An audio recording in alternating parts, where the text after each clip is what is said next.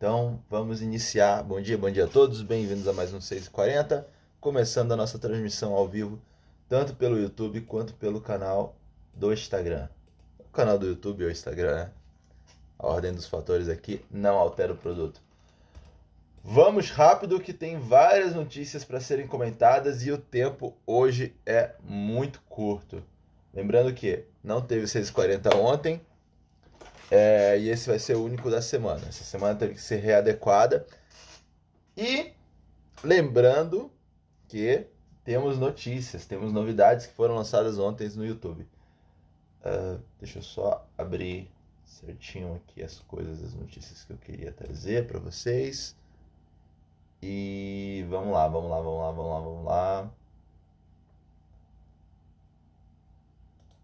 Essa aqui é boa. Essa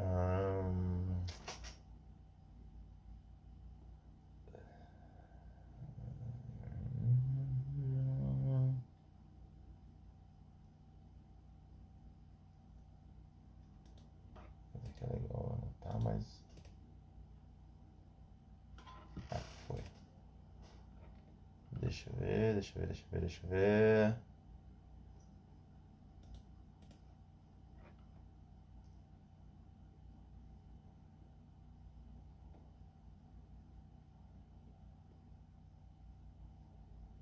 É isso aí. Vamos lá. Bem-vindo a todos e vamos trazer as principais notícias do mundo jurídico, do cenário jurídico, que vão ser temas objetos de sua prova. Bom, temos CPI da Covid, temos exercício irregular da profissão, readequação do orçamento, invalidação da homologação do Sérgio Cabral, temos nulidade do interrogatório, temos nossos 6h40 de hoje. Primeira notícia, teve uma adolescente, né, 17 anos, que ela foi presa em Santa Catarina, na região de Florianópolis. Acho que foi Florianópolis, eu não tô com a notícia aqui, tá demorando aqui pra abrir, eu não tô conseguindo encontrar ela. Mas ela foi presa em Santa Catarina por exercício irregular da profissão. Ela exercia a função de médica, ela fingia, né, estava exercendo a função de médica, e conversa vai, conversa vem, descobriram que ela, na verdade, não era médica, né? Ela estava ali simplesmente existindo. As conversas das histórias dela não eram compatíveis não eram compatíveis, sabe? As pessoas foram ligando uma coisa com a outra, foram ligando uma história com a outra e nada, não deu certo. Descobriram assim que ela não... Eu fiz alguma coisa aqui. Ela não era médica de verdade, checaram com a universidade que ela dizia que tinha se formado, tudo, e não deu certo. Nesses casos, o que acontece? Exercício irregular da profissão. Tem um tipo específico do Código Penal para esse tipo de crime. Então, a pessoa fingir exercer uma profissão, sabe, se aparentar toda como não é, vai ser punida com esse crime específico, exercício irregular da profissão. Bom, Senado aprova projeto de readequação de quase 20 bilhões do orçamento. Que é isso? A gente tem a lei, o PLN, né? Toda vez que todo começo de ano, o Congresso ele tem que fazer um orçamento específico que vai ter as despesas correntes daquele ano. Nossas leis orçamentárias, tudo ali é previsto no orçamento. Tanto que a galera de direito tributário fica muito ligado tanto na lei orçamentária e principalmente na lei de diretrizes orçamentárias, porque na lei de diretrizes orçamentárias que nós temos refis, descontos e tudo mais. Então, para quem no concurso vai cair as leis orçamentárias, plano plurianual, lei de diretrizes orçamentárias e tudo mais, tem que ficar ligado nas previsões e na forma de construção. Mas, para um basicão de orçamento, é que todo ano tem que ser votado o orçamento que vão conter as despesas correntes, os créditos correntes, tudo que vai ser exigido naquele ano fiscal. Então, todo ano é votado, votação cabe ao Congresso Nacional e temos as emendas parlamentares. O que são as emendas parlamentares? É quando cada congressista, no caso, ele tem direito a fazer certos tipos de emendas no orçamento, que vão compor a sua base, né? Aí geralmente a galera puxa a sardinha pro seu lado. Vou botar uma emenda aqui que vai se beneficiar localmente no meu nicho eleitoral e tudo mais. Então, temos essas coisas. Bom dia, Luquinhas. Como é que tá? Tranquilo? Racismo. A professora é presa por racismo em bar no Rio. Bicho, quando eu vejo umas manchetes dessa, chega a me doer um pouquinho. Por quê? Porque para ser preso por racismo, a manchete é totalmente errada. Ela não foi presa por racismo, ela foi presa por injúria racial. É um crime diferente. Por quê? O crime de racismo é previsto na Constituição. Ele é imprescritível, ele é inafiançável, as coisinhas todas mais que tem lá no artigo 5º, né? Só que, para você ser punido pelo crime de racismo, você precisa atacar a coletividade de uma forma massiva. No caso dela, ela atacou uma pessoa unicamente. Houve a ofensa vinculada à etnia, né? Houve aquela ofensa vinculada ao critério de raça, só que não é uma ofensa vinculada à coletividade. Neste caso, o crime previsto é injúria racial. Manchete está errada? Tá. Tá absurdamente errada. Manchete que foi lançada assim, racismo é toda errada. Crime é injúria racial. A lei de racismo, ela é de 1989 e ela engloba os crimes resultantes de discriminação, preconceito de raça, cor, etnia, religião ou procedência nacional. O crime ocorre quando existe realmente uma discriminação generalizada a um coletivo de pessoas. Punição da lei de racismo é de 1 a 5 anos de prisão, crime inafiançável e imprescritível. A injúria racial, que é o caso investigado no Rio, consiste na utilização de elementos referentes à raça, cor, etnia, religião, origem, de modo a atacar a pessoa individualmente.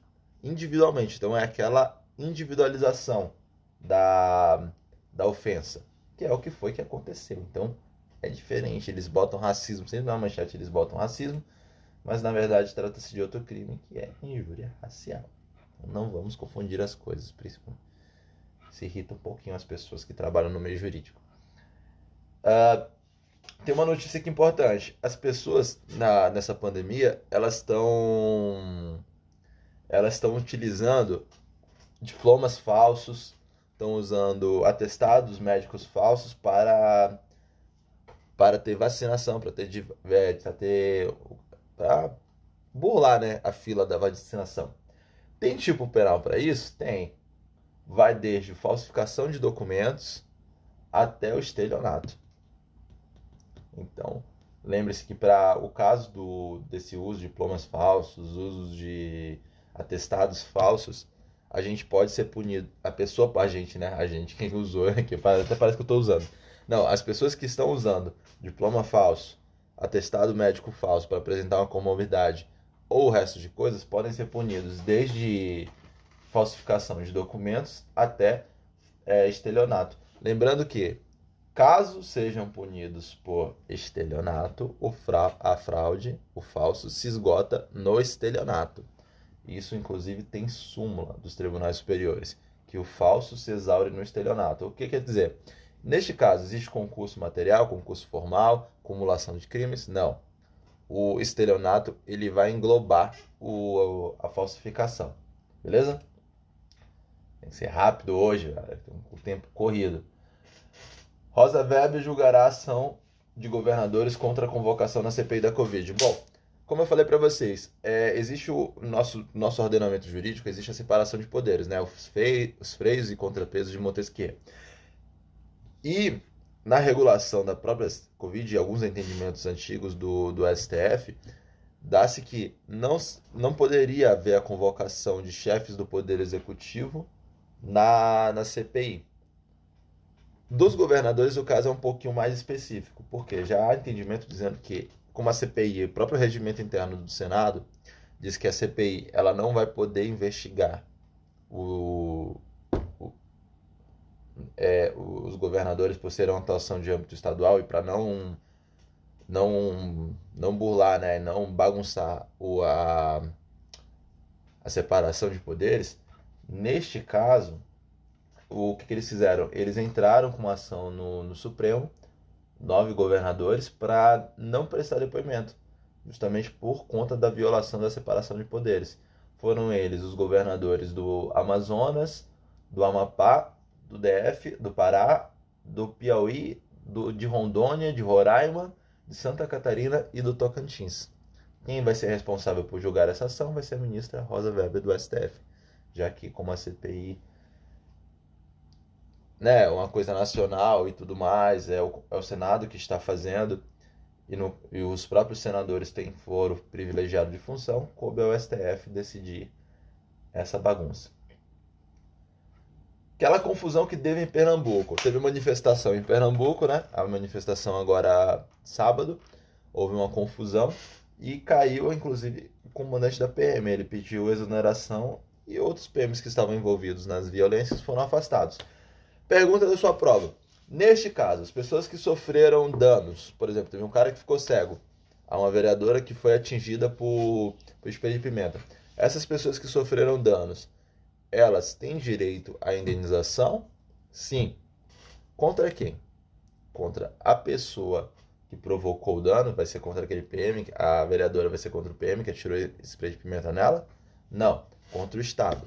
Sempre quando você entra com uma ação buscando o ressarcimento causado por um servidor público, por um agente público, na verdade, você vai buscar essa indenização contra o Estado. E o Estado, ele vai poder acionar de forma regressiva aquele seu agente que cometeu o ato, seja por dolo ou culpa? Pode. O Estado pode. Embora a pessoa física, ela vai entrar contra o Estado em prol de um dano causado por um agente público, o Estado, se houve uma conduta dolosa ou culposa, se houve o aspecto subjetivo, vai poder acionar regressivamente o servidor. Lembrando que o Estado ele responde objetivamente, né? Havendo o dano e o nexo de causalidade, o Estado responde. Isso é responsabilidade objetiva. Dano, nexo de causalidade. O agente público, na ação regressiva, ele responde de forma subjetiva. Além de ser provado o dano e o nexo de causalidade, tem que ser provado o aspecto subjetivo, que é o dolo ou a culpa. STJ. Nulidade do interrogatório por inversão da ordem é relativa e exige prejuízo do réu. Bom, com a mudança do Código... mudança do Código de Processo Penal é complicado, né? Porque essa mudança aconteceu quando eu estava na faculdade e isso já faz alguns anos. Mas teve uma mudança no Código de Processo Penal que inverteu a ordem do interrogatório. Antigamente o interrogatório do réu era o primeiro. Hoje o interrogatório do réu é o último. Por quê? Porque o interrogatório deixou de ser meio de prova para ser meio de defesa. O interrogatório deixou de ser meio de prova para ser meio de defesa. E como forma de defesa, ficaria mais benéfico ao réu se ele respondesse por último. Só que aí, algumas vezes, essa ordem é invertida. Neste caso, há prejuízo ao réu? Depende. Tem que se mostrar o prejuízo para ver a nulidade do interrogatório, porque a nulidade dessa fase procedimental tem que ser demonstrado o prejuízo, é isso que entendeu o STJ, e essa demonstração do prejuízo tem que vir através de prova. Então, o STJ diz que a nulidade do interrogatório por inversão da ordem, ela é relativa, ela não é absoluta. Ou seja, tem que ser demonstrado o prejuízo para que haja esta nulidade. E, por falta de fundamentação, também o STJ decidiu a sexta turma que invalidou quebra de sigilos telefônicos, fiscal e bancário. Reconheceu a ausência de fundamentação idônea e tornou sem efeito decisões judiciais que autorizaram a quebra dos sigilos telefônicos, fiscal e bancário de 3 investigados por tráfico de drogas e lavagem de dinheiro em Ribeirão Preto. Interceptação telefônica. Galera, interceptação telefônica. Quebra de sigilo telefônico, de fiscal, bancário e tudo mais, são medidas excepcionais. Como medidas excepcionais, elas têm que estar comprovadas a sua necessidade e, além disso, elas devem ser fundamentadas judicialmente com a concordância do Ministério Público. Neste caso, entendeu-se que não houve uma fundamentação ela era sem contexto. O juízo ele não explicitou as razões de seu convencimento quanto às necessidades das medidas cautelares.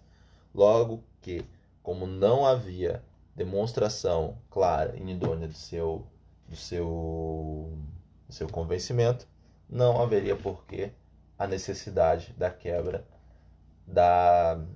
desses direitos fundamentais do indivíduo, que é o direito à privacidade, intimidade e tudo mais. Então, essas medidas elas têm o caráter de, principalmente, a interceptação telefônica. Na própria lei de interceptação telefônica fala que não haverá interceptação telefônica se as provas puderem ser obtidas de outro modo. Então, isso retrata ainda mais a excepcionalidade. Por último, o STF invalida a lei do Pará que obriga escolas particulares a darem descontos durante a pandemia. Por que o STF fez isso? Matéria privativa da União, competência legislativa da União.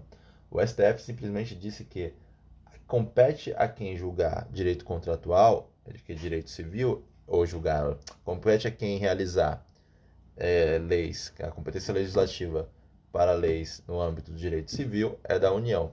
Neste caso, ao Estado do Pará, que criou uma lei específica que obrigou as escolas particulares a darem descontos, invadiu matéria privativa da União. Essas foram as notícias da semana, nosso 6h40. Eu disse que ia ser rapidinho, viu? Porque a gente tô com uns compromissos hoje e a gente tem que tratar isso muito rápido. Bom, novidades dessa semana. Curso lançado. Curso para a prova da PCRN está lançado. Curso de peças práticas. Quem fizer a inscrição nas primeiras 24 horas, foi lançado ontem, viu? Então as primeiras 24 horas já estão acabando. Quem fizer as inscrições nas primeiras 24 horas terão acesso a um desconto. Quem fizer depois não vai ter mais desconto. E são apenas 5 vagas. Só 5 vagas. Não vou atender mais 5 pessoas. Bicho, acabou as vagas. Choro é livre, viu? Não tem como mais. Para fazer a inscrição é muito simples. Você vai lá no Instagram, tem um linkzinho lá na bio. Tem a página vosseraprovado.com. Preenche o formulário de inscrição. Vai gerar o link para pagamento. Aceitamos cartões dessa vez. E tá lá. A inscrição é feita para você. Galera, obrigado a todos pela atenção. Obrigado a todos pela audiência. Ficamos por aqui com mais um 6h40. Toda terça e quinta, às 6h40 da manhã. Embora hoje seja quarta-feira e começou às 6h30, viu? Por mudanças de agenda. Mas, geralmente, terça e quinta, às 6h40 da manhã. Obrigado a todos e até a próxima.